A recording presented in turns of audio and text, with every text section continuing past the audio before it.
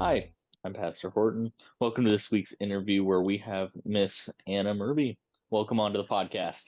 Thank you for having me. Yeah.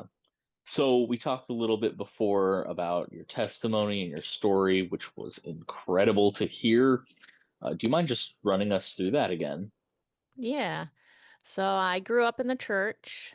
I was indoctrinated, I guess is maybe a strong word, but I grew up knowing everything about Christianity, but it never really hit my heart, even though I asked God into my heart when I was 12. So when my parents divorced and my world started crumbling and things were changing, I started having questions, but I was too afraid, too shy to ask. I was never told outwardly that you can't ask questions, at least not by my family. By some of the churches we went to, it was almost implied that when you have doubts, you lack faith.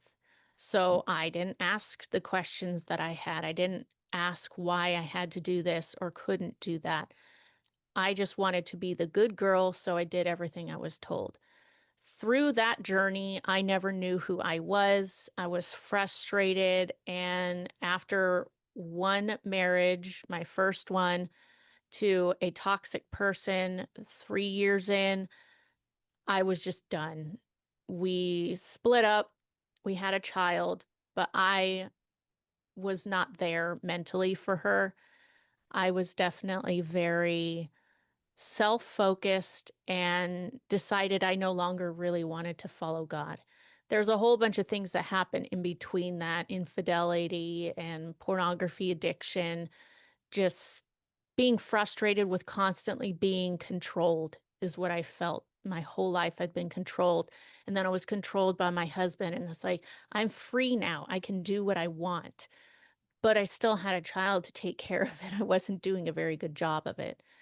So fast forward, I got into another relationship because that's what you do when you're broken and you don't bother taking care of your business. I moved us from California to Connecticut.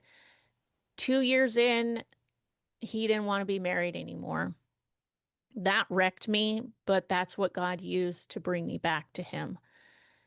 And as I look back on everything, I see where he was still working in me, where he was still there for me. And trying to draw me back to him even during my whole 20s when I was just going nuts with everything. But I knew I was a hypocrite. I knew I was hurting his feelings, but I just pushed those feelings down because it was me time. It was my time to shine. It was nobody else's. It was mine. So I tried really hard not to care that I was hurting him with my pornography, with my sleeping around, with my drinking, and with my neglect of my children. Like I just tried really hard to push all those feelings away. And when he caught me, I was in church. He finally got my attention because I really felt he was talking to me. And I just told him, I don't care. I'm still going to do what I want to do. And then a week later, my second husband, that's when he told me that we were done. And it wrecked me, messed with me. I didn't know what I was going to do. Being a stay-at-home mom with two young kids under 5, what was I going to do? But I came back to Christ through some tough love from my former mother-in-law, and that changed everything for me. I haven't left him since. He told me to trust him, that he would take care of me if I stayed in Connecticut, and he has not let me down. He had to get rid of my porn addiction, of course. That story is very long and fun to tell. That didn't come until I was pregnant with my third child, though. But that's my journey so far, and I am willing to unpack that pornography addiction part whenever you're ready for it. Yeah. Um, you know, something you said reminded me, like, we often don't realize when God is working in our lives until we look back. Hmm. One of the biggest parts of my testimony is I was suicidal Mm. and felt my cat jump up on my bed. My cat had died about 4 months earlier. And so at the time I thought, oh, it's like the ghost of my cat or whatever. And Hmm. I look back now and I see God working and saying, hey, here's a way that I know you'll interpret this to be like caring and loving. And it was God working through that, but I just wasn't in a place to see him there yet. Hmm. And so looking back a lot, I see God working through everything. Yeah. Um, Onto that struggle with addiction that you were talking about. What what was that like? What about that? I mean, whatever you're comfortable talking about. Yeah, no problem. I I struggled with it for many, many years, at least 17 years. I never called it an addiction until the night I was finally done with it and ready to be rid of it. Before that, I would say I had a problem with it. I never saw it as an addiction. People rarely talked about it like it was an addiction at this point in time. And the main reason why I didn't really see it as anything other than a problem is because I was more like a binge porn watcher, just like you would be a binge drinker. When you're out with friends, you might go nuts for that time, Mhm. but then you can go weeks, months, no problem. That's kind of what it was like for me. I had triggers of anger, any negative emotion would make me want to run to my pornography addiction. But depending on how bad those emotions were, would depend on how bad I would crash for that month, that day, that week, whatever. I hated myself for it because I knew it was wrong. Again, I grew up in the church. I heard all the stories. I know what sexual immorality is. And I also hated the people in it because they were, quote unquote, making me do this because they're making me lust after this stuff. And I realized how hypocritical that was. I realized how hypocritical I was, blaming them for something that I was choosing to do. And I would judge strippers if we drove by a strip club. I'd judge them. And at the same time, I'd feel the guilt of, well, look at what you're doing. It's the same vein. So I really had a lot of self-loathing during that time of my life. And I'd quote unquote repent after every time, but yet I'd go back to it and I hated myself for it and I didn't want to do it anymore. And I'd try harder to stop, but it was a craving. Just like if you really love a specific type of food, you have to have that all the time. Like it's the best. That's what that feels like when you have an addiction. It's a craving. You can't just stop with willpower. You can do that for a short amount of time, but you cannot continue forever like that. And it got harder to a point where I just didn't stop it anymore. I just let let loose and gave into it. But I was pregnant with my third child about 8 months, and I was really done at this point. I never said I was done, but you could tell that this was taking a toll on me to the point where I know this is wrong. I don't want it anymore. Why can't I stop? That was it. So God decided to start the process of healing. And he chose the most beautiful and heart-wrenching way to do it. My second child was 4 at the time, and usually when I put him down for a nap, he goes down quickly, no problems, and he stays in there. So that's what I was expecting him to do. I was having a moment where I was feeling angry for something, I don't even know, but I needed to go take care of that anger. So he needed to go to bed just a little bit earlier, and I told him, go to bed, take your nap. I didn't even tell him to stay in bed because, again, I didn't have to. He usually listened. So I'm in my room scrolling through videos, trying to find something to watch, and I just really feel like something or someone is staring at me.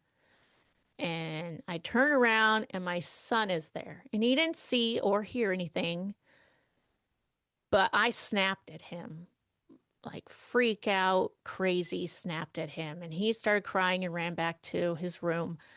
I put the phone down. I felt like an awful mom yet again for something. And I repented. And this time you could really feel that I was at the end of my rope. I really, really was done. Like, I just didn't want to do this anymore. I need your help kind of feeling. So when my son got up, I went to go try to apologize, but he had already went back to sleep. So I waited for him to get up a couple hours later, and I asked him, "Why did you get out? You don't usually do that. You're usually pretty good about staying in bed for your nap." And he said, "God told me to find you." So I was like, "Oh." I started crying. I thanked him for listening. I told him how much I loved him and I apologized. And that rest of that day, I could not function. I was too busy thinking about how significant that was, what kind of a moment that was for me. And that night, I couldn't sleep. I woke up sometime in the middle of the night, started bawling like crazy in the living room to the point where I woke my husband up and he asked what was going on. And that was the first time that I had admitted that I had an addiction to pornography. He had already known that I had issues with it because that's what I used to call it, was issues. And he knew about that. He knew about all my baggage the first day we dated because we were both older. And I was like, I've been married twice. If I'm going to do this again, word vomit, here it is. And if you like it, whatever. If you don't, go away. It's fine. So he knew all my stuff, including this, but he didn't know it was an addiction because I didn't know. So when I admitted that, I just felt really free. I told him all my passwords. I said, you can access this whenever. You can ask me if I'm doing good. And I started telling everybody. I told my friends, my mentors, my parents, random people at church that I just started a conversation with, almost like you would if you just became a believer and you Mhm. rushed to tell everybody. That's exactly what it felt like. So I learned throughout the years that you can't do that with everybody, especially with this kind of content. They just can't receive it well. So I've learned how to manage who I say it to and when and how. But in the beginning, I had to tell everybody because I needed that accountability. Whether they ever held me accountable was beside the point. I just needed to know that they knew so that would hold me accountable. And for the record, nobody has ever really held me accountable for anything except for me because I know that everyone knows and I'm not going to let everyone down because that's people pleasing working in a positive way. Yeah. So that's when the healing really started, but it wasn't completed until a really amazing way. So fast forward several months, I found this website called xxchurch.com. And it's a ministry that helps men, women, and couples who are dealing with pornography. Back in the day, they used to do mission trips where they'd go to twice a year. They'd have events where they went to porn conventions and hand out Bibles and shirts that says Jesus loves porn stars. And they'd share the gospel with them and the book of John. And I loved this idea. And as I'm soaking in all their content and, cold turkey, shut myself down on everything that I went through, I was like, I have to go on this trip. So they said you had to be at least a year and a half sober. I'm like, done. I can do that. So I did. I cold turkey shut myself down on that. I was not going to look at anything. I put parameters on my phone, on my computer. I didn't get on my computer if I was home alone. I didn't get on my computer after a certain time of the night. I made sure that if I did anything on my computer, I was around my family or friends with no headphones on. Like, I didn't watch anything higher than G rating. Like, I went hard on making sure that I was over and done with this. So then I raised the money to go on this mission trip. I was super pumped. They were amazed at my story. They were amazed at my passion for this. they wanted me to start working with them, which I was like, yes, absolutely. I would totally love to do that. Like I was just in it, all in. So the first night, as it's getting ready to start, which it's going to start around midnight because again, it's porn convention. So Hmm. like a few hours earlier, I started feeling a bit of a panic attack because I realized that this will be the first time that I've seen anything hardcore in a year and a half. I had not seen anything higher than G rating. What was going to happen to me? I was severely stressed about that. So called my husband, prayed, and talked with him. He said, I'm going to be praying with you the whole time while you're there. And midnight comes, we go in, and as soon as the doors open, I just feel this heavy sadness. I feel heartbroken. I realize why we're there. And I just felt this overwhelming desire that I just wanted to jump on the tables and start preaching the gospel, which I didn't do because I'm not that kind of a person. But that's just, I felt like I could have at that moment. And of course, literal chains didn't break, but my chains broke. And the whole rest of that night while I was there, the stuff that I saw did not do anything for me except for make me realize that we need to share the gospel with these people. And I actually did get to share the gospel with someone. She was topless. And by the end of our conversation, she was crying.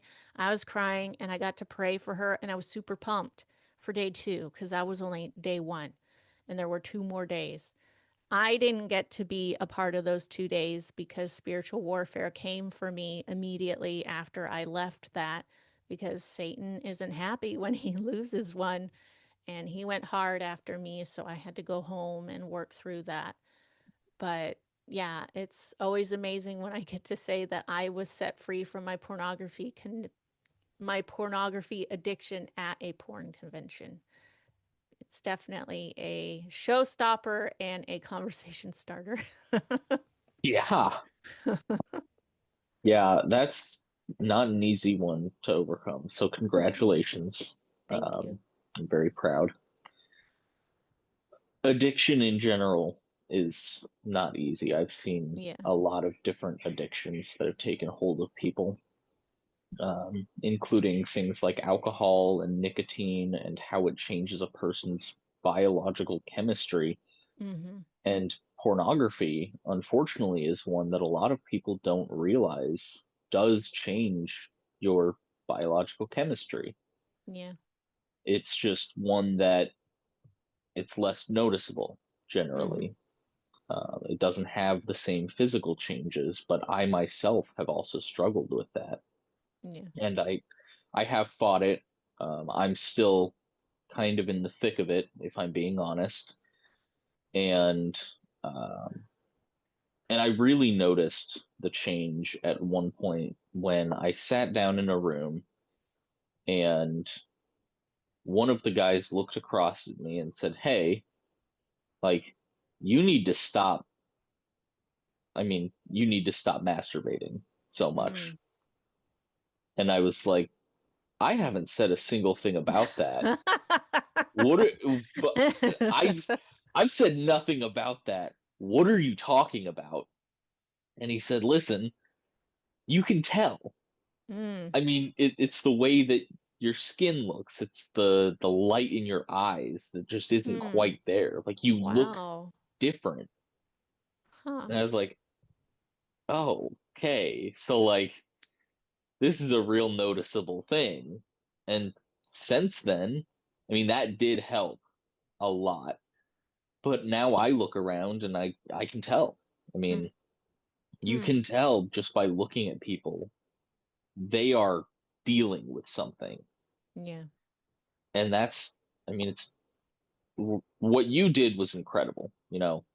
Turning off all of your computers or keeping them away from you, especially at night, making sure you only were on them in public. Like those are deliberate choices that you made that Mm-hmm. were great.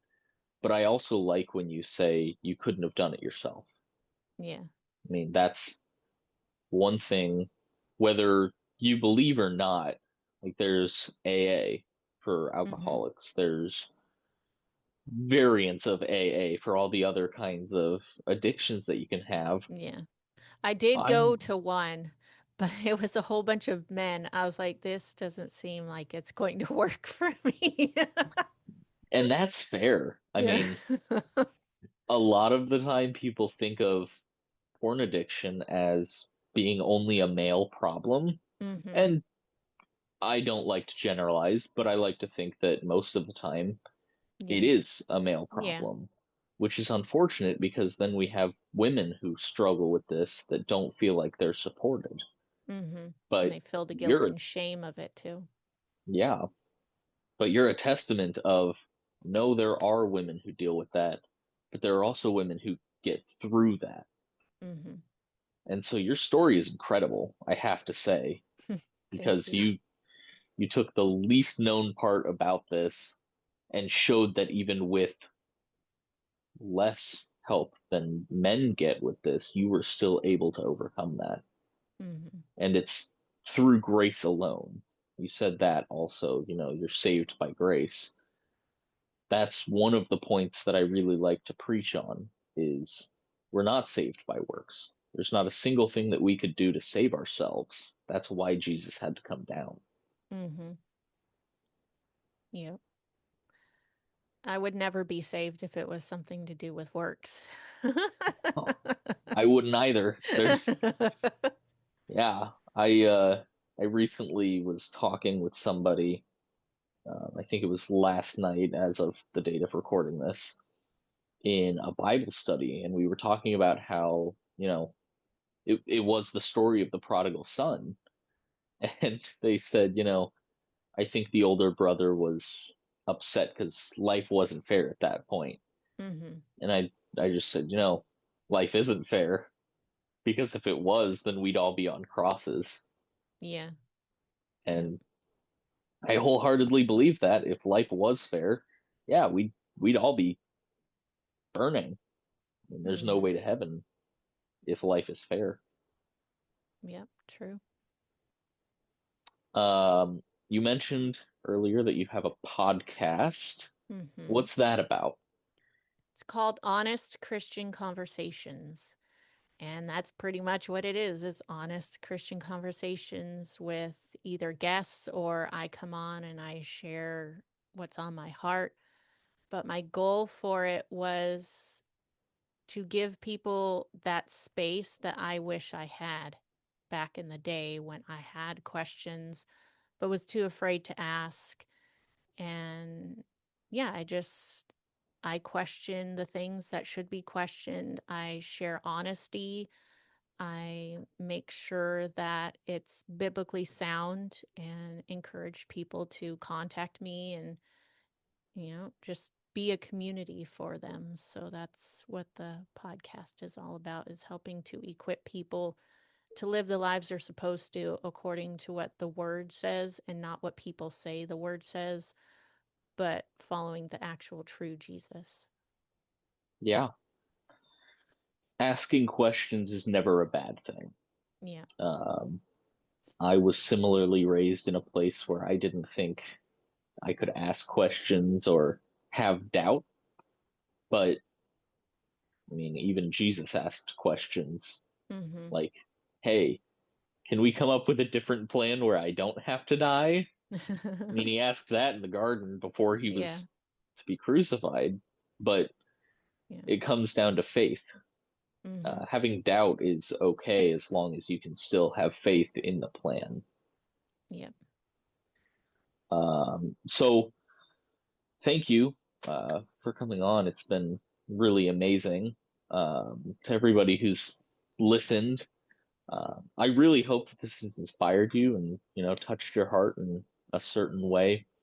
I'll have all of the information for the podcast that you mentioned, Honest Christian Conversations, in the show notes, wherever you may have found this. Links to that will be provided. Thank you so much for joining us. This has been incredible to talk through. Thank you for having me. Absolutely. Anytime. To everybody else, like I said, I really hope that this inspired you. Please feel free to share this with somebody, anybody. I hope that you have a wonderful week and God bless.